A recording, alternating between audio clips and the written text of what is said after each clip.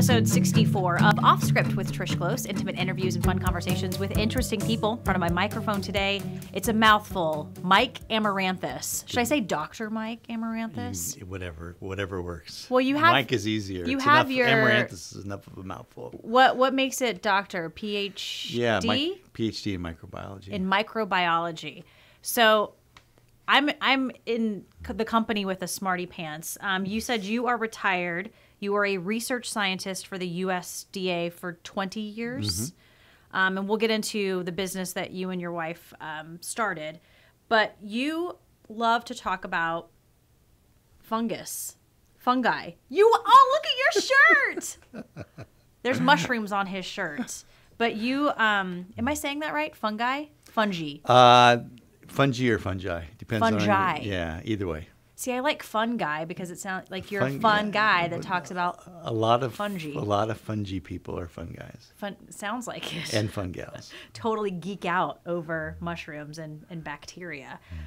So you said this morning that you were coaching, right? Football coach. Yeah, I just help a little bit with the conditioning program for. Nice. Yeah. Grants Pass High School? Grants Pass High. Okay. Yeah. Because you're retired, so you got time on your hands. Yeah, I'm trying to volunteer for a lot of stuff. I like it. I like that a lot. I actually met you. Hey, everybody, guess where I met him? At a winery. Yeah, you got it. Plaisance Ranch, actually, a couple weeks ago. Great wine. Great wine. Great people. Great people. Yeah. Hi, Joe and Susie Genet. I need to get Joe on this podcast. He'd be good. He knows so much about wine. It's crazy. And he's also just the story of Plaisance is so fascinating to me. Yeah. I love the fact that his people came over from this teeny tiny place in France. Okay, we're going to start talking about you now. Where are you from originally? California. Went to UC Berkeley and then got a job up here when I was 20 years old and been here ever since. So where in California are you from? Where'd you grow up? Grew up in Orange County. Okay. California, and then went to Modern Day High School down in Santa Ana, California, and then played California some kid. Played some sports down there, and then was at UC Berkeley. Mm-hmm. Did you have siblings? Berzerkeley. Did you grow up with siblings? Two sisters and a brother. Okay, big family. Yeah. Well, you have a big family now. You just told me you have 5 kiddos. Yep. 5. And how many grandbabies? 4. 4. And one on the way? One on the way. Okay, awesome. So your siblings, did you guys get along growing up? The 4 of you? Real different personalities. I was the shy one. Really? Is there an age difference? I'm the youngest. I was the baby. So I tried to keep a low profile. Stay out I'm of the trouble. baby too. See, you played it all wrong, Mike. As the baby, you can get into all of the trouble because your parents are like, we're done. We're tired. That's true. Whatever. Stay out as late as you want. Yeah, I got away with murder compared to them. Really? Right, pretty much. Strict parents? Not really. Okay. What'd they do? My dad was a mechanic, and my mom was a clerk. Like an auto car? So yeah. He fixed cars? Yep. Did he do that at home as like a hobby? No, he had a company. A company? Yeah. Nice. Yeah. So, okay. Yeah. Where'd you grow up specifically in California? Buena Park, Knott's Berry Farm. Oh, nice. Did you go there a lot as a kid? Yeah. It was free to the public back then, so you could go there and with your just kind of hang out. So there was no admission charge back then. Isn't that crazy to think about? Yeah, you just kind of walked in. There was chickens everywhere.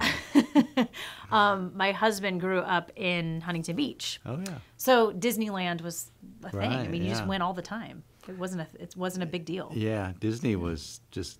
I was born in 1955. I think that's when it started. Mm-hmm. So, yeah, it was a whole different world back then. Okay, what were you like in high school? I loved sports. I loved academics. So, I was kind of a rah-rah guy kind of thing. So I was the student body president. And, were you? Yeah, the valedictorian, and I tried to play a lot of sports. I was one of those guys. I was an overachiever. Overachiever. Yeah, this explains a lot to me now. For a shy guy, I'm kind of surprised that you were student body president. I just liked working with people. Nice. So I think that was part of it. And we were trying to get a few things done back then. So like what? We were trying to build a grotto for kids to hang out. And we had a bunch of fundraiser stuff that we're trying to donate to the community. And so it wasn't just like a popularity contest. You were really trying to get stuff done. Oh, I screwed up all the time. I was terrible at meetings, and it was totally disorganized. Really? Yeah. But we had fun. Okay. So why UC Berkeley? I had an uncle that graduated from there. He got his PhD there, and just serendipity. Some friends were going, so that was pretty much it was their idea. So, what I know about UC Berkeley right now is that it's liberal. Was it that way then? Oh, it was even crazier. Really? Yeah, How so? It was just coming after. The Vietnam War was just tailing off, and there was a lot of protests, and it was the free speech movement, and Patty Hearst had got abducted, and they had a People's Park, and it was just kind of a, free time for free thinkers down there. Hippies? Very much so. Lots of hippies. Yeah, pretty radical, actually. But not everybody was like that. There was sort of a whole... And then what I liked about it was a lot of kids that, since it was a state school, it was very affordable. And unlike places like Stanford, where the kids all seemed to be kind of the same, pretty elite group there. Right. UC Berkeley, there was a lot of diversity and a lot of crazy people. And beautiful. Yeah, it's a great campus. The campus is absolutely gorgeous, and the town around it is just stunning. It's a beautiful part of California. Berzerkeley. Berzerkeley? Yeah. Just because very, it's a little nutty. very crowded inner city area, but there's always something happening. Yeah. Do you ever go back? Yeah, I mean, I used to go back to a lot of the football games and do that and stuff. I don't go back as much. Took my kids there a few times just to show them where their dad came from and stuff. What's the mascot again for Berkeley? It's a bear. Okay. Yeah. I was maybe I'm confusing and it with it's actually something. an old professor wears the bear outfit, and the bear's called Oski. Really? And the bear doesn't really do much. It kind of twiddles his fingers. And Well, it's because it's an old professor who's in that costume. It is. I think it was some old professor for like 30 years. Really? Yeah, and he didn't really do much, but yeah, their mascot was not exactly. It's not like the duck. Love the duck. Are you an Oregon Ducks fan? Big, huge Oregon Duck fan. Well, and you're also a football fan, so football season's coming up. Are you excited? Yeah, I actually am. I help with academic counseling for the football team. Really? University of Oregon, yeah. For I'm U on of O? Yeah, and the mentorship board and the student athletic development and life skills program. So I'm pretty involved with Oregon athletics. Wow, you are. Yeah. So what role do you play there then? Are you helping the athletes with academics? Yeah, so what we do is, we have a mentorship program where we try and get it could be male or female, there's like 500 athletes. We try and link them to you'd be a good mentor, actually. I might have to hit Thank you. you. Okay. Because there's a lot of people interested in broadcast. So you try and match them, because the reality of the athletic program, there's probably 5 kids out of the 500 that will play pro, anything. Yeah. So you've got 95% of them that are looking for jobs. So you try and get them experience, get them somebody that can provide some leadership for them to get to know the fields, and then the life skill program is to teach them how to, write a resume, balance a checkbook. Yeah. Well, because I'm sure sports is right. really right. Sports is really that's been their entire life. You get a scholarship, you go to a 4-year university, and you're playing sports the majority of the time. So, do you feel like academics and life skills get overlooked because that's the focus? The academics don't, because they have tutors and they have like mandatory study halls. So they really do a good job on the academics. They just don't have a lot of free time, so they don't really develop, their character as much, because their coaches are so focused on their sport. Right. And it's a 12-month. They don't get any time off from their sport. So it's kind of maybe too focused, I think, where the life skills program gives them, opportunity to branch out a little bit and learn about other people. And there's like programs where they do, like the O Heroes program, where they do things in the community. But they need to like mix it up where they meet other students that aren't necessarily athletes, and just more round out the kid kind of thing. So UVO is good at doing that. Well, that's good. They're trying hard to do it. Well, just from your experience doing this, here's a question: do you feel like student athletes are catered to? More so than others? They work their butts off. So they're not catered in that they have to rigorous training programs. Yeah. And they have super tight schedules because they have so many classes and practice. Yeah, practice. So they're very regimented, I think. Catered to, in that they have a food service thing. They get pretty good food, so they don't have to worry about that. But really, their stipend is not very good. Okay. pretty much just above Just poverty curious. level. I don't have Yeah, any they sort don't make a lot of. I mean, they're just barely getting by. A lot of Mm-hmm. the athletes, and a lot of the athletes, their families come from places where they don't have the resources to really kick in. For sure. In fact, some of the athletes send money home to their families. Oh, that's nice. Yeah, That's so, nice. but it's not a. They're not held in a higher regard. Oh, I think from the other students, yeah, there's some of that. There's some hero worship going on, but I mean, who knows the lacrosse players, or who knows a golf or tennis player? Mm-hmm. If you're the football quarterback, you have a lot of notoriety, or running back, Right. or a skill position. Right. But even the linemen on the football team, nobody really knows who they are. Yeah. They're in the trenches working their butts off. So most of the athletes, you would never even know they're athletes. Okay. Well, that's interesting that you do that. I guess. I mean, that's It's that's fun. super I mean, nice. being around young people is always exciting because It keeps you youthful. yeah, and they're so optimistic and passionate and ready to take on life. Yeah. But they really don't know. They really haven't failed yet because they've never really left the university. That's refreshing. So they haven't really, So it's good to help bridge that. And there's a lot of people in the program. We've got quite a few people that help. Well, they're keeping you young. You barely have any gray hair. You're 64 years old and you're 64. retired. I can't believe it, Mike. All right, let's get back to UC Berkeley. You go there, and you said it was Berzerkeley. What year did you graduate? 1976. Okay, what'd you study? I actually studied soils. I never, growing up in California and urban area, I didn't have any interest in soil at all. And I took a soil class at UC Berkeley, and I loved it. Really? It's like the bells went off. I was like, it just resonated with me totally. Mike. And I never expected that because I wanted to be a lawyer or something. That's the And nerdiest thing I have ever heard. I love dirt. I love dirt. Dirt rocks. Well, yeah. So, what did you want to be when you grew up? I wanted to be a lawyer. Really? I thought, wanted to be a lawyer, and I spent a summer, interning with some lawyers, and I just hated it.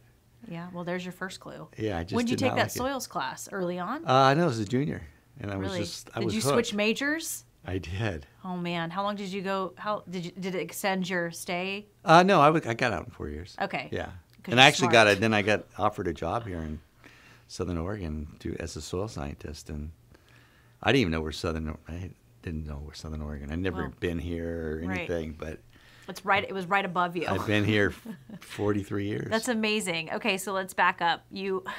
Is your major in soils? Yeah, it was a soils That's major. a thing? Yeah, it was a dirt major. Okay, a dirt major. Yeah. There's so much fun I'm going to have with this. You look for jobs in what? What were you, They had planning jobs. You could be like a city planner or county planner, or you could go to ag and be like a farm extension agent. so you and look everything at else. soils to see what you can build on top of them? Yeah, I liked so basically, growing plants, Okay. and maintaining soil health because soils do a lot more than just grow plants. What do they do? Tell me. Tell me about soils. Well, they're huge reservoirs of biological. First, they absorb water. Right. And they release water. They protect against erosion. They produce oxygen. Mm-hmm. They're important in just maintaining biological. Most of our medicines come from soils. So a lot of Really? the organisms that live in soil, penicillin is a soil organism. Okay. But there's thousands of them that have become medicines. So most of the world's biological diversity. I have a true or false question for you. Oh gosh. Okay. So do you think 50% of the world's biological diversity, species diversity, is below ground? True or false? 50%. I'm going to say true. False. It's 90%. Oh my gosh. 90% of the world's species live below the ground. 90% of the world's species live Live below below the ground, ground, right. in soil. In soil. So you can have, in a tablespoon of soil, you can have 10,000 different species. So explain this to me like I'm a 5-year-old. Soil, meaning sand. Like, how many different types of soil are there? Right. So all soils are made out of sand, silt, and clay. Okay. With a little bit of organic matter, so like leaves and detritus and stuff that breaks down And poop, into carbon. right? And there's some poop in there. There's got to be poop. There's If there's gotta be. mushrooms, there's got to be poop. Well, right? and that's what keeps poop from going into groundwater. is that the organisms tie it up and they turn it into plant food. God, now I'm fascinated with soils. They turn it into plant food. That's it. I'm quitting. I'm going back to school and I'm studying It's soils. addicting, let me tell you. It really is. Okay, so say that again. All soils come from three. Yeah, sand. So that's the physical part of soils. Okay. But soils have a chemical part. So that's their ability to hold on to nitrogen and phosphorus and iron and potassium that are plant foods. So that's the chemical part of soils. And then there's the biological part of soils, which is what we did as a company. And that's the critters that live in the soil and what they do to recycle nutrients and feed plants. And Critters that you can see and can't see? well, I see them all because I have a microscope. But to the naked eye, I mean, you can see a lot of them. You can see a lot of them, you know, with the naked eye. But a lot of them require microscopy, so looking at a microscope because they're really super tiny. Like 3 to 5 microns is the bacteria. Right. So soil's kind of a big deal. It is to me. Well, I think if 90% of all species.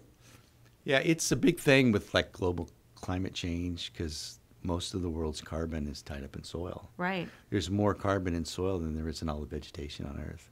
Wow. So it's a big reservoir, and it's a good way to get carbon out of the atmosphere where it heats up the planet and stick it in soil where it improves plant growth. Okay, so you're looking for jobs, and you land one in Southern Oregon. I did. I had no idea what I was getting into, so I saw the caveman I drove in, and I got off, and there was a caveman. It was a soil scientist job with the Forest Service. Soil scientist job with the Forest Service. Yeah. You saw the caveman. Welcome to Southern Oregon. Scared the crap out of me when I saw that caveman. What is this? I would think coming from Berkeley, you'd be like, psh, that's nothing. I thought it was Bigfoot. Well, because I knew a little bit about Bigfoot. Bigfoot lives here. But but it was the caveman. Apparently. Okay, so you're working for the U.S. Forest Service. What are you doing specifically? Well, we had a tree back then. They were growing a lot of trees because they were doing a lot of forest harvest, so they were harvesting a lot of logs. So the tree program, we were growing like over 140 million trees a year to plant. After they cut that trees down, they had to plant trees. So you're growing them in like a nursery type thing?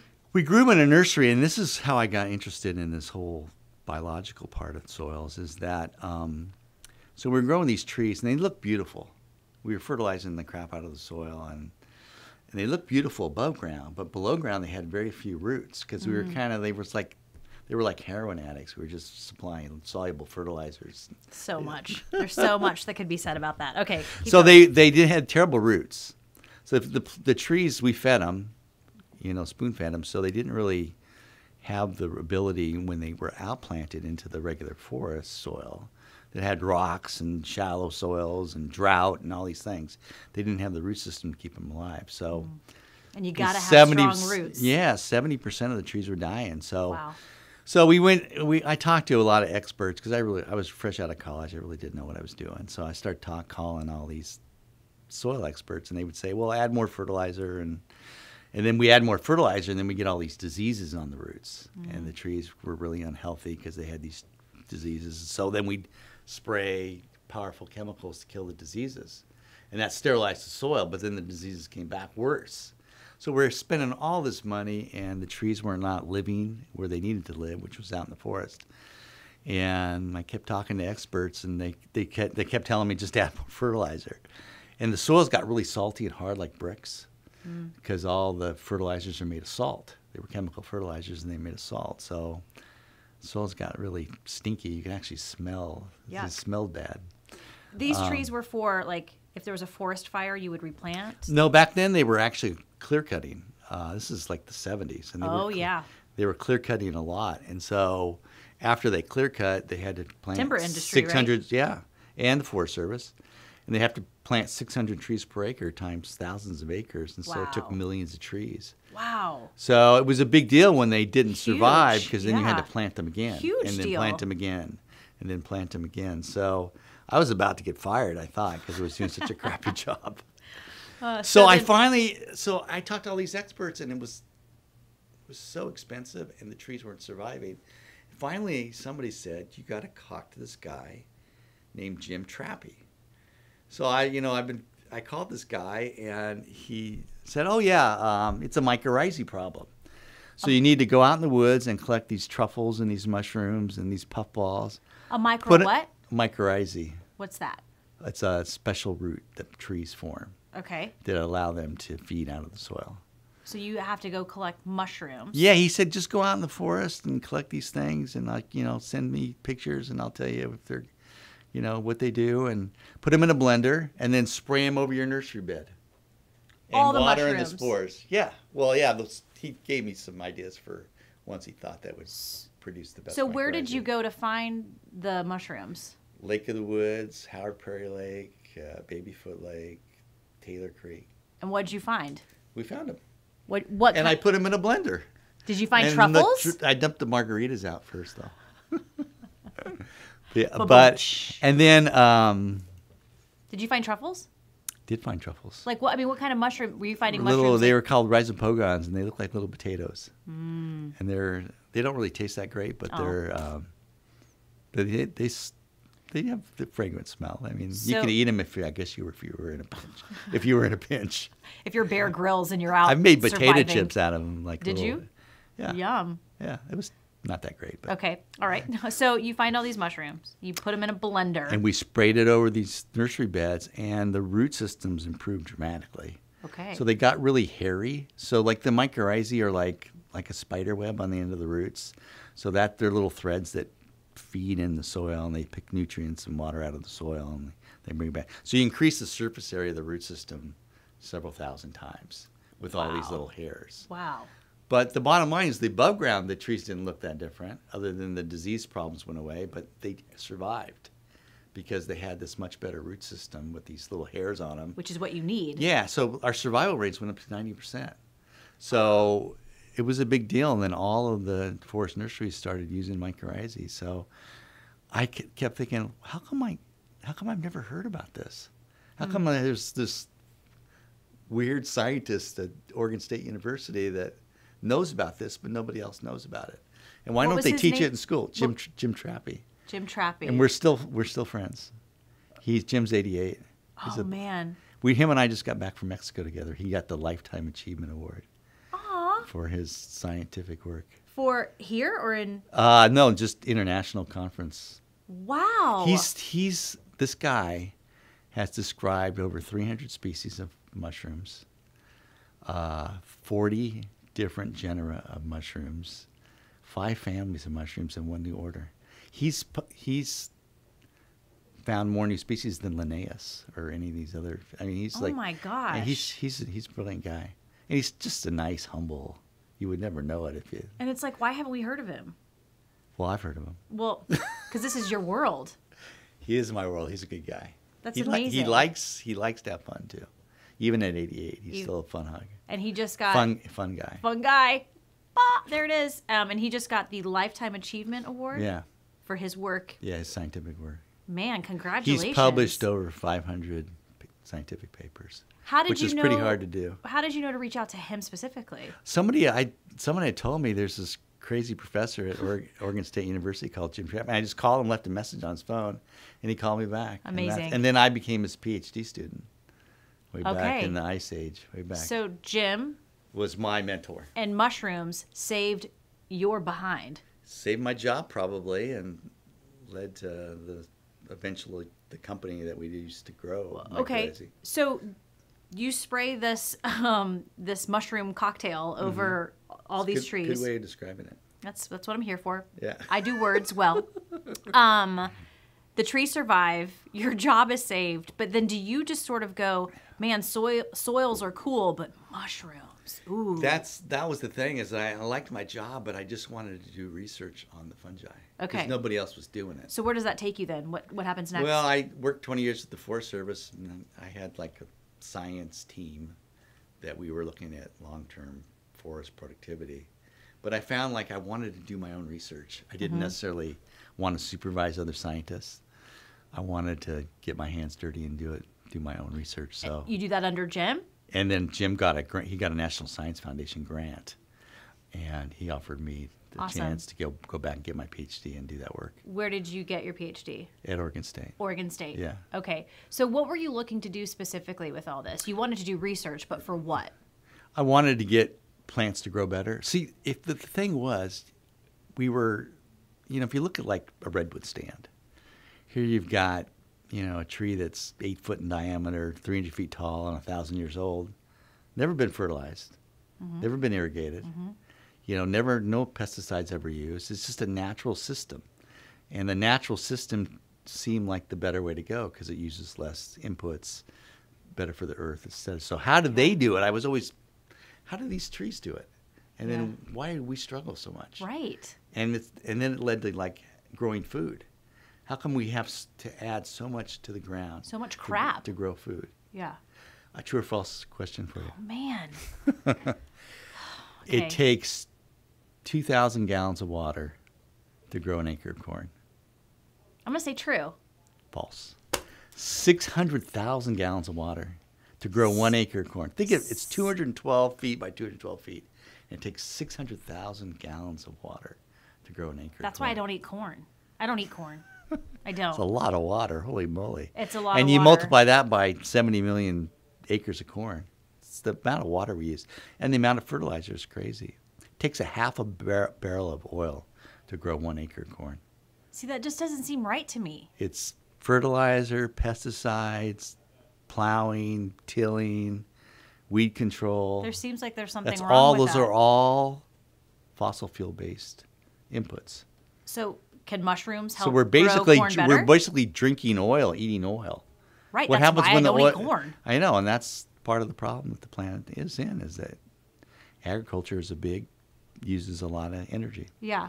So can And we need- mushrooms help with all of that? Is my question. The answer is of course yes. So wait, why are you retired? We need you, Mike. Well, we sold the company. It's actually in better hands. These guys are. Okay. They're We'll get to doing that great. in a second. Yeah.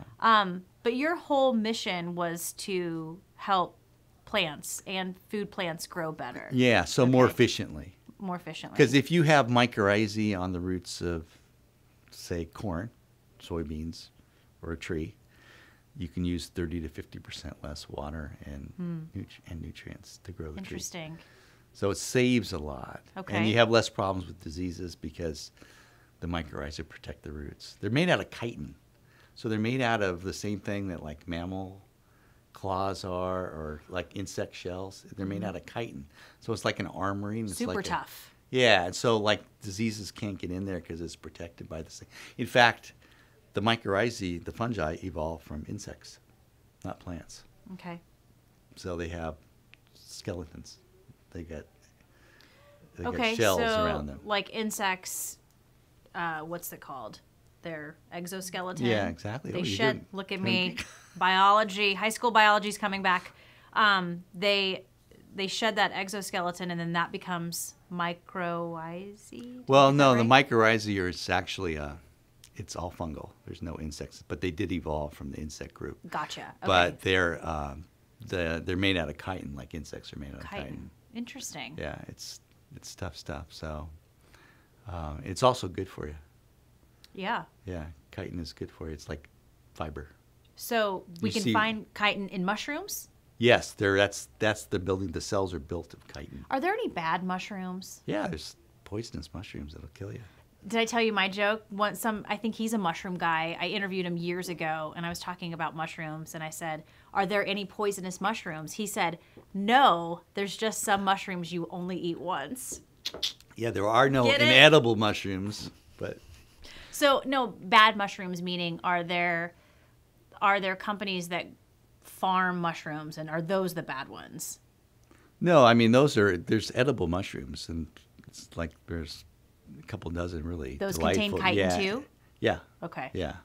So there's some fantastic edible mushrooms, but there's also some poisonous mushrooms, and there are some mushrooms that are pathogens, so they attack plants. Really? So there's the beneficial symbiotic mushrooms that work with plants and help plants feed from the soil, and then Right. you've got decomposers that just break down stuff in soils, and then you got pathogens that actually attack. So the there's always fungi- got to be a bad apple somewhere. There are the majority of them are good, but there are some pretty powerful disease organisms. So when did you get your PhD? I got my PhD in the late '80s. Okay. Yeah. And then from there, did you go on an avenue? I continued doing research for the USDA, but I was really focused on soil and the biology of soil, so the living soil. And then at one point, I was growing these fungi for my experiments. So I was growing the stuff that I was using to do my inoculations for my experiments. And I realized I really enjoyed growing mycorrhizae, and then we started a business to do that. Okay. So how do you grow fungi? it's secret. Is it classified information? No, I mean, you I'm have not going to start growing fungi. Just although Well, there's probably I mean, some fungi growing in my fridge right now, but... I mean, there's different methods. There's like an in vivo method where you grow the fungi with a living plant in a certain substrate with certain kinds of conditions to maximize the growth of the fungi. So, and then there's an in vitro method where you grow it like in a laboratory. So there's different ways, and the laboratory way, it's more concentrated and it's sterile, which makes it nice for like international stuff. So there's different production methods. So beautifully nerdy. I love it. Yeah, it's awesome. It's very nerdy. You were growing this, and then you started a business with your wife. Yep. Okay. When did you guys meet? We met, I should know this right off the top of my head, 1988. True or false? No, just kidding. 1988.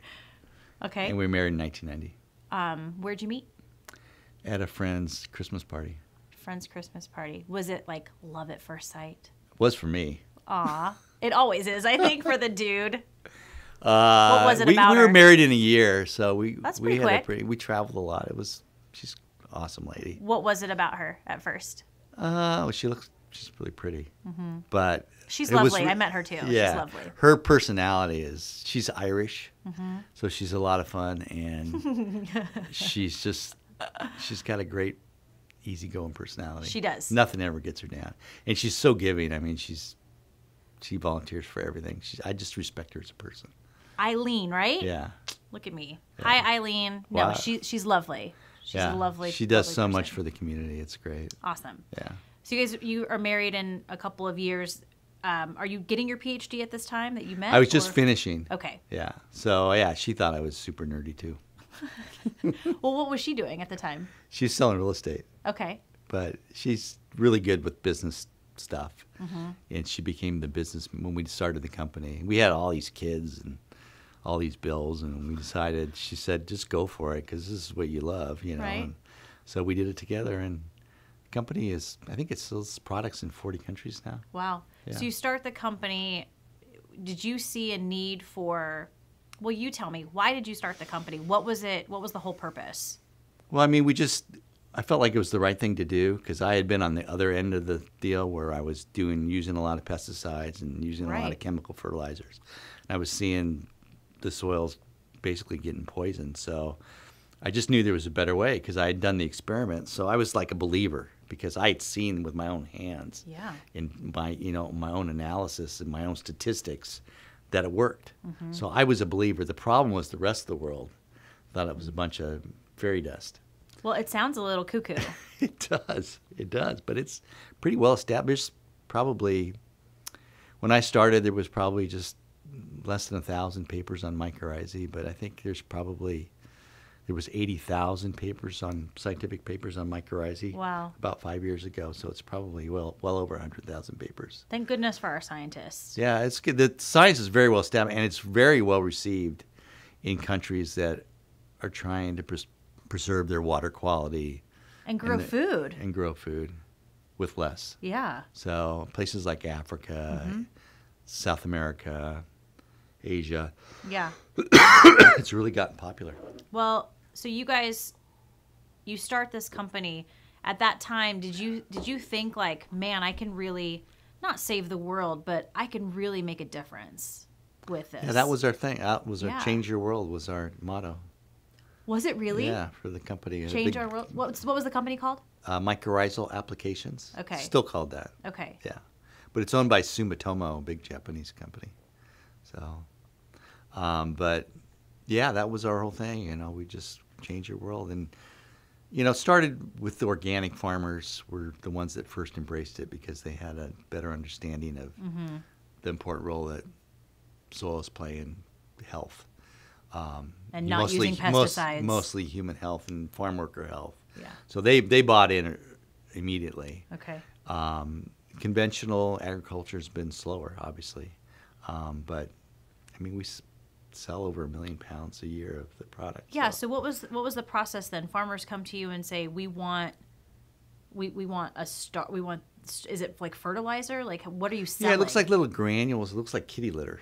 Okay. A lot of so they kind of banned it by the things. We have liquids now, and we have fine powders that are concentrated, so you can actually coat your seed with it. Interesting. So as this little root comes out of the emerging seed, it forms with the mycorrhizae, and it makes it kind of a hairy root. Okay. And that hairy root is better at absorbing nutrients and water. Were farmers finding they didn't have to use as much of everything, water, fertilizer, pesticides? Yeah, it's tough to get farmers to not use a lot of fertilizer. Mm-hmm. That's been the toughest part. But the ones that choose to use 30 or 50%, they get more or better yields with 30 to 50% less inputs. So it's really these farmers trusting in this system. Yeah. And they all have to do their own trials. So they all, they'll do 40 acres out of their 2,000 acres. They do 40 acres, and they compare it to how they did on their other stuff. And that's how you get them as customers. Well, every farmer's got to prove. No farmer will just buy it. Of course. Right. So that's how we slowly spread. It's just one trial at a time. And what were you hearing from those farmers who were trying it on 40 acres? Yeah, I mean, certain plants are better mycorrhizal plants than others, so they're more dependent on mycorrhizae. So if you have like alfalfa, it's you get a 20% increase in yield every time. Wow. Corn, if you're in a droughty situation where there's not enough water, the effect is fantastic. If you have optimal, perfect conditions for growing corn, adding the mycorrhizae doesn't help you that much. But if you have drought, if it's non-irrigated corn, drought, or if you have soils that aren't as fertile, it makes a huge difference. Wow. So it's stress. The mycorrhizae evolve for stress. That's what keeps plants healthy during the summer when it's so hot and dry. That's what keeps them healthy when there's attack by disease organisms. So any kind of stress to the system, the mycorrhizae really do good. Awesome. So this company just grows and grows and grows. It's been growing. Yeah, it's been growing 25% a year for 25 years. When did you start? We started in 1994. Okay. And when did you sell? 2015. Did that feel pretty good? It felt good in that it was getting bigger than probably my expertise was, because a lot of it was supervising and regulation and registration, and you work with different companies. How many employees did you have at this time, at the peak? 30, Okay. Yeah. So that's fairly, I mean, it's not ginormous, but it's a lot. No, yeah, it was, for us, that was a lot to manage. And then we had a plant we were partners in a plant in India. We started producing in India. Awesome. So we set up a situation there, and then we had a research facility in St. Louis. So it was growing fast. And we had, I think there's 4 PhDs working on it now. So awesome. Yeah, so it was growing, but it's just a lot for mom and pa organization. I was going to say, was it getting to the point where you guys were just ready to? Yeah, I still was passionate about the science, and I still loved doing the research. But right, but when you're in management, I didn't like the meetings. When you're in a management role, I mean, the meetings were killing me. Yeah. Well, yeah, because it's back from your student body president days, where you always. I was bad back then too. Yeah, late and. I should have known better. But yeah. So, and this company they have offices. They have 80,000 employees, and they have offices in all over the world. So, rather than us having to develop an office in Australia, they already have one there.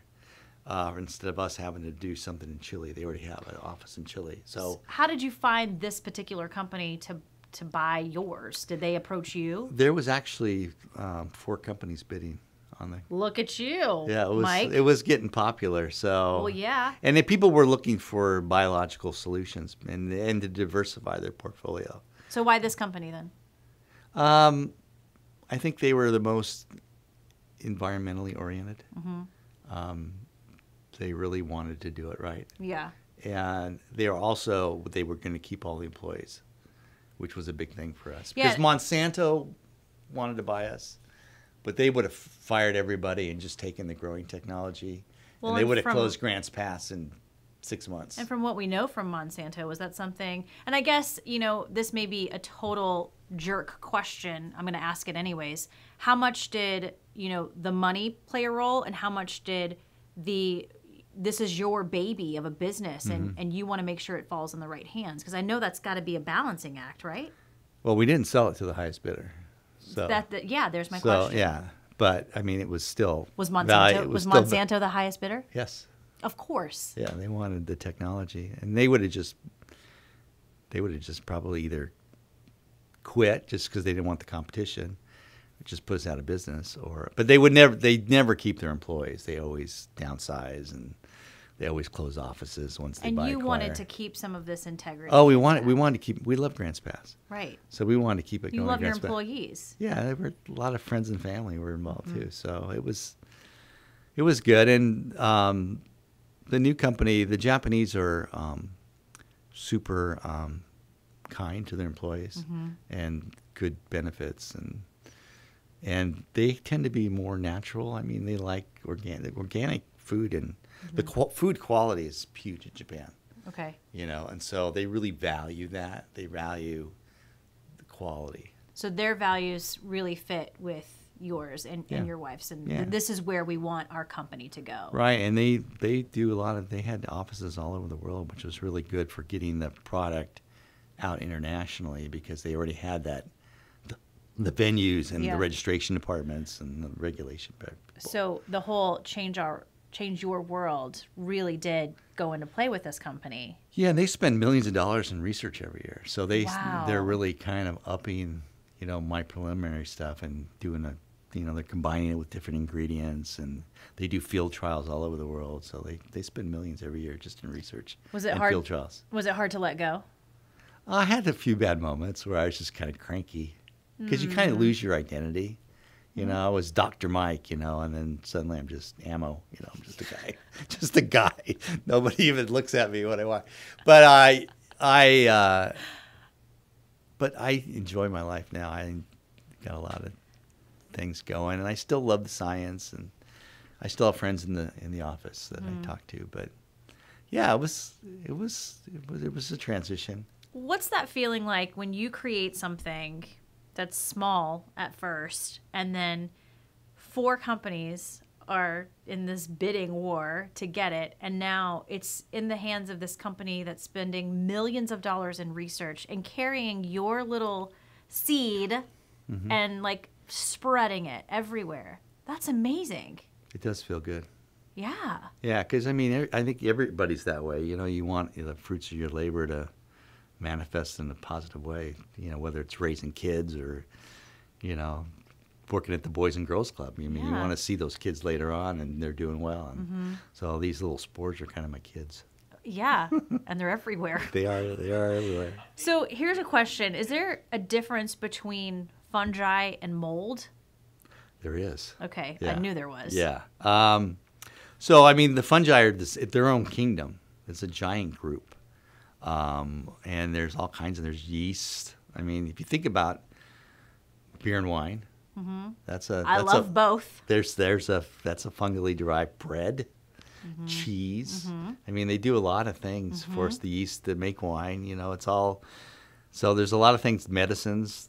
About 60% of our medicines are fungal derived. So, and there's molds, and there's all kinds of little critters that are doing different things out there. Amazing. It's truly amazing. What was the name of the company that bought your company again? Sumitomo. And they're located where? Tokyo. Tokyo. Yeah. Amazing. Do you still play a role with them? No? You're done completely? I do a little consulting for them, but it's very limited. Like what kind of consulting? Oh, they just send me lab stuff, or they help me, they want me to evaluate certain practices and how it might affect the growing operations, and a little bit of lab work, but I don't do much. Does that feel good when they call you and they're like, hey, we need your help on this? As long as it's not too hard. If it's easy, I do like to do it. It's the hard stuff that I don't like to do. Amazing. I love this. And you said you've done all sorts of talks with NPO. Yeah, I just did a talk in Mexico 2 weeks ago. And I'm still promoting. The big thing is global warming and the role that mycorrhizae might play in global warming, and because it's a great repository for carbon. You can take 1,000 pounds of carbon out of per acre per year with organic farming methods with mycorrhizae. It's huge. I mean, it's huge. I just feel like, why aren't we doing this? You will never grow another plant without mycorrhizae, right? No, I don't grow so plants. We do it, yeah. So eventually, this is going to be standard operating procedure for growing plants. It's using mycorrhizae. It's inevitable. So does the USDA know this information? Yeah, they've got some people that they're doing. They've got a research program. They promote it. I guess to me, in my brain, which is pretty small, why aren't we, if that's truly the case, why aren't we pushing for this If you look historically, it usually takes 50 to 70 years for a new idea to get adopted. We're almost there. Yeah, we're getting there. Like more than halfway. Yeah, we're more than halfway. Okay. So it will definitely happen. That's pretty incredible. Yeah. So it's more than just mushrooms, obviously. Mm-hmm. You know, it's this whole soil microbiome, you know. Right, but even you have 35 trillion bacteria in your body. You have more bacterial cells than human cells in your body. Really? So you are just like mycorrhizae. You're part plant, part fungus. I'm such a fun guy. We're all, they're called holobionts. So humans we're part human, but we're part all this other stuff too. In fact, we're less human than we are microbial. You have more microbial cells in your body than you have human cells. Is that whole like you are what you eat kind of thing? Well, you feed them. I mean, that's why the whole thing with it's called the microbiome. Right. So you want to feed these organisms. That's why you eat yogurt and cheese, all these things Wine. that have bacteria. Wine is actually really good. I know. That's why I drink a lot of it. It's yeast, yeah. So, I mean, we are all combination organisms and stuff. So I'm a total food snob. I am. I will be the first to admit it. I don't eat things that I think are somewhat bad for me. Mm-hmm. I eat red meat and I eat plants, and I try to stay away from things like corn because I just don't trust most corn out there. You know why? Why? It's got BT in it. It's got a insecticide. Exactly. Bacillus thuringiensis. All the corn has got, and that's to keep the corn weevil from eating it. And it's got a special chitin thing that it does. So when the weevil eats it, it tears up its insides, and it's this Bacillus thuringiensis that they put in every corn seed. I did not know all of that, but that's why I don't eat corn. But my whole point is I just feel like it's so important what we put in our bodies, and it all starts from the soil. Mm-hmm. And if we don't pay attention to that, that's why we have certain diseases. That's why our guts hurt certain times. And I feel like those people out there who eat, red meat and plants and whatever, they look really good. Mm-hmm. Those people look good because they're putting good things in their body. Right. I don't know. Yeah, Do you agree? I agree. I think soil health equals, I wrote an article for Atlantic, the magazine, that talked about how soil health and human health are related. Right. So it got over 1 million reads. My good friend David Grimmels, who owns the Rogue Creamery, his cows, he says it all starts with the soil because the soil grows the grass that the cows eat that make the milk that make the cheese. That's where it all starts. Yeah, it's all connected. It is all connected. Right. And there's another good book. Well, Michael Pollan has written some great books on food and health, but there's a good one that's out right now by Dr. Lee. And it's called Eat to Beat Disease. Okay, I got to write that down. It's funny, the best foods, the foods that you really like chocolate, dark chocolate, fish, berries, nuts, all the stuff that are super healthy for you. Yeah. For feeding these microbes that are in your body. Great. I love it. Yeah, you'll love that book. I'm going to read it. Yeah. I did have another question for you. We're going to wrap up and get to the final three. But we could talk about fungi forever, I feel like. You never thought you could you? Never. Right. But I am a fan of mushrooms, but I like to cook them and eat them. Right. Especially chanterelles and morels, two of my top favorite mushrooms on the planet. Very good. Very good. Okay. Yeah. My question is for you. What, with climate change and agriculture just in our country. Mm-hmm. Are we doing a lot of things wrong? Well, I think we're starting to see some positive change. I think all of this stuff, you have to make it economical sense for farmers. You can't ask people to sacrifice their houses and their No. lifestyle. And farming's really hard. Right. So you have to make it cost effective. And that's the interesting part of it, like the mycorrhizal part of it, is that you can actually make more money because you cut your input costs and you get better yield. So as they figure that out, that it's a kind of a win-win situation when it comes to using some of these microorganisms, that's what it will take to change it. Is the mycorrhizae expensive for farmers? It's, $10, $15 an acre, which isn't too bad. Okay. Isn't too bad. Especially if you can get an extra, 30 bushels or, right. It pays for itself. Is that one reason why some farmers don't buy into it, because I can't afford one extra cost? The cost does come up front because it's when they plant. So that's part of the issue. They're not going to get the benefits until after they harvest. So, I mean, that's one hurdle. The other hurdle is a lot of the companies, the big agricultural companies, have sold these farmers a bill of goods. They have to have genetically modified seed. They have to have they sell a program. And the program is high inputs because that's where they're, it's just like you need 400 pounds an acre of this and 200 pounds an acre of this, and you need this special seed, and so they're selling them a package of stuff, and so that's where they're making their money. So and these are like, hundreds of billions of dollar companies. It's kind of sad. So you're fighting a big industry, but it's changing. Well, that's good. I've seen a lot of change in my lifetime. That's good. Change your world. Change your world, and we're going to keep changing it. Right. We have to. Yeah, we absolutely have to. I mean, right. Is the goal to hopefully have maybe USDA at one point make this mandated that you use mycorrhizae? Yeah, I mean, already you're seeing, like, for example, 50% of all the nitrogen that's used in the mid, the Corn Belt ends up in the Gulf of Mexico. And there it causes these massive fish kills down in the Gulf of Mexico because all the nutrients creates algae blooms, and when the algae decomposes, it takes all of the oxygen out of the water. Man. So it's, so even though that you're not paying on site, someone's paying. The fisheries industry in the Gulf of Mexico is paying. Or, 1 pound of phosphorus in water produces 250 pounds of algae. It's terrible. It is terrible. You can't, because we are all. I've seen a massive connected. decline in the fishing industry in my lifetime, and I feel bad for that. I mean, it's just not right. They're called hypoxia zones.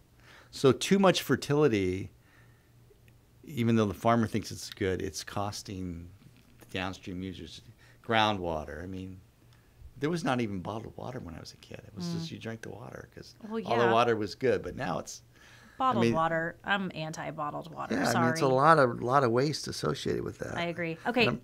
Sorry, I have one last question before we get to the final three. I'm curious your thoughts on hemp, if you have any. I'm working on a story right now about hemp fields. We've had a lot of viewers who ask us. Right across the street is Mike, they're everywhere. Yeah. If you've noticed. Yeah. And I don't have a position on hemp at all.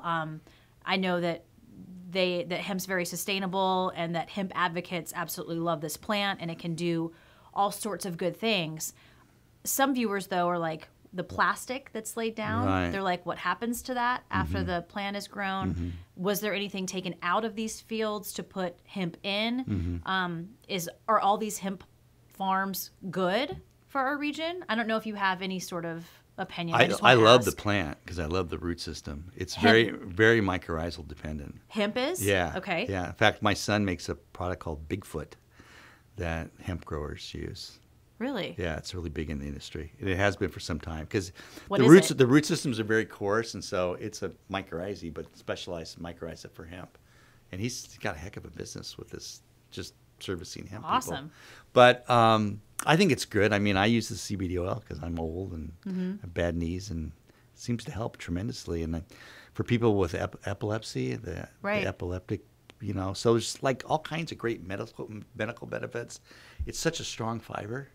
It's great for all kinds of things. Right. Yeah, I mean, you're going to see houses made of hemp here pretty soon. So in that case, it's real sustainable. But they're going to have to think about, how they treat the soil, like the plastic on the thing on the soil. Just curious. Our region is so good for hemp production. I think it's great for the valley. I think economically it's fantastic. Just like wine has been important, but I think the hemp thing is really important to the economic stability of the region. I was going to say, I think our region is pretty good at growing a lot of things here. Yeah, it is. Yeah. But that's one that's more of a specialty crop, that if you can maximize the quality, you're not going to compete with, pear growers in Argentina, where they can, you know what I mean? But this is something we can really specialize in here. Awesome. Yeah. So keep growing it. I think you got some right across the street. It looks great over there. Yeah. It Do you actually does. just go out there and like frolic out there? No, I don't. Well, I do frolic, but I don't frolic in hemp fields. But they are everywhere. I've noticed them. They've popped up pretty much everywhere. Yeah, Central Point is on the other side of the freeway. It's like, whoa, Lots of hemp. What's happening here? As long as they don't push out my vineyards, I'm fine. Well, it's legal in Europe. In fact, it's kind of a hemp. Yeah. Okay. So a lot of the CBD products are medicines over there, and they're like gone through the whole pharmaceutical thing where they do all the testing and stuff. So, it's so much better for people with pain than opiates. I've read the benefits of this plant, and it's tremendous what it can do. It's neat. I mean, yeah. It's okay. Cool. Just curious. And then, I'm sorry, one more question before we get to the final three. What do your kiddos do now? I'm curious. Smarty pants. One is actually a sports reporter in Portland. Really? For NBC. Okay. The youngest daughter, and then one's a nurse, and one's a business manager in accounting. And then one son does mycorrhizae. Right. He's got his own mycorrhizal products, and one is a plant propagator. Interesting. So they're all over the board. The kiddo who does mycorrhizae, is he your favorite? You can say it here. He's probably You're going to safe. listen to this, so You're yes. safe. No one listens to this. You're safe. He's your favorite. I don't help him much with the mycorrhizae. He grew up with it so much in his life. He got hooked too. Yeah, he's kind of a natural. So awesome. Zach his company's doing good. Go Zach. Bigfoot. Bigfoot. Is it local? Yeah. Okay. Yeah. That's awesome. Yeah. The sports reporter is who? Bree Amaranthus. So for NBC News. Okay. Yeah. You so can't she forget that covers name. the Ducks, the Beavers, and the Seahawks, and Bree. Yeah. Okay. Bree. Go Bree. Well, we can't get any of her stuff because she's NBC or CBS, Right. but I will look her up. That's Yeah. awesome. You have been so much fun, Dr. Amaranthus. Thank you. Which is Greek, by the way. Which is another good thing about Winers, because we met at Plaisance. We did. We did. We talked about fungi for just a little bit, and I said, you have to be on my podcast, and I'm glad you agreed. So let's get to the final three. Best advice you've ever been given. Best advice is to learn to walk in other people's shoes, because it makes you a lot more tolerant for what other people had to go through, and For sure. and everybody's different. I mean, not everybody's the same, and that's what makes us good. Did someone tell you that, or did you figure that out on your own? I think my uncle told me that. Nice. Yeah, my uncle Claude Brosterhaus. Claude Brosterhaus. That's German, right? My aunt married the Brosterhaus. Okay. Yeah. What a name. Yeah. Okay, that's good advice. If you ever left this place, Southern Oregon, that you didn't even know existed when you were at Berkeley, what would you miss the most? What would bring you back here? I'd say the environment. I mean, you can go within an hour and a half. You can be 4 different rivers, 3 different kinds of mountains, different kinds of vegetation, lakes. I mean, there's just so much. You could do something different every weekend here. There's different soil everywhere. Yeah, different wineries. Oh, yes. Do you go mushroom hunting now? Yeah, all the time. For, I'm infatuated with it. well, we talked about truffle hunting, Yeah, morel hunting morel hunting. and truffle hunting. So you go and mushroom chanterelle hunting and chanterelle. porcini hunting. Can I go with you when you go do a And mushroom hunt? The best one is the black trumpet. The black trumpet. Yeah, Craterellus. So these are all for consumption. Yeah. Okay. The black trumpets are amazing. They're like a little chanterelle. They're more flavorful. They're amazing. Okay, so you didn't answer my question. Can I go with you when you go Yes. mushroom hunting? Yeah. I've Morel- always wanted to go. We got some great land up in the higher prairie area. Okay. Yeah. What grows really good here? I would say the morels are probably the Yeah. best in the spring, but we have the spring king, which is porcini, which is really good. Boletus edulis. It's called the Spring King. Boletus rexius. And it's delicious. Italian Americans love it, and I'm an Italian American. Are there any mushrooms that look like mushrooms you can eat, so you have to be really cautious? I mean, there's the brain that looks kind of like a morel, but it doesn't really look that much like a morel. But the gyrometras are deadly. Oh, geez. Can be deadly. But it doesn't. I mean, if you have any kind of clue what's going on. Well, that's why I'm going to go with you. But you should go. Yeah, you should go up. It would just take 1 or 2 times. There's a great book by David Aurora, and he's got the edible mushrooms with the dangerous lookalikes. It's called All the Rain Promises and More, and it's a little field guide. David's, a lot of the pictures come from Southern Oregon because he's a buddy of mine. So, okay. Yeah. I want to go with you. I want to go with you and search for chanterelles. Chanterelle hunting is phenomenal. Is that fall time? Yeah, so it's October. It starts second week of September. Okay. And it goes until the snows hit. Okay. And you have to have a permit? I don't. They don't really monitor the chanterelle hunting. I'll edit that part They do out. the morels, you need a permit, but Okay. for chanterelles, you usually don't need Well, if you permits. have property, you don't need... Yeah, if you hunt on your own property. Yeah. But I think they're Okay. pretty lax about that. Sorry, tangent. The final of the final 3. If you were ever given a final meal and a final drink, what would that look like? I love crab, Oregon crab, and I love French black truffles. So I would warm up the crab and then slice the black truffles over that, and then that Plaisance Pinot Noir was pretty darn good. I thought I'd have a glass of that. Yeah. But I prefer the black truffle to the white truffle. Really? White truffle is a little bit too kind of acidic. It's too sharp for me. And black truffles are what? Wonderful. Tubers is the genus, and the French black is Melanosporum, Tuber melanosporum. Okay. There are other black truffles, but they're not as good. French black truffles. I had to end with one nerdy Latin phrase. Oh, I don't think the nerdiness ends there. But they actually grow black. They grow black truffles in that Australia. In the best way. They grow black truffles in Australia. And you can get black truffle. You can get the trees with the inoculated roots, even in Grants Pass. I want one of those. Yeah. I want one. Talk to Zach. Zach sells them. Okay, Zach, that's your kiddo. Yeah. All right. I'm going to talk to Zach because I want some truffles in my backyard. Takes 5 to 7 years is the problem. That's okay. I'll wait. Okay. I'm patient. Okay, good. Mike, you have been so much fun. Thank you. Well, thanks for having me. This was... Thanks for sharing your knowledge. I love talking about I know, I can tell. mushrooms. How many mushroom shirts do you have? Probably 20.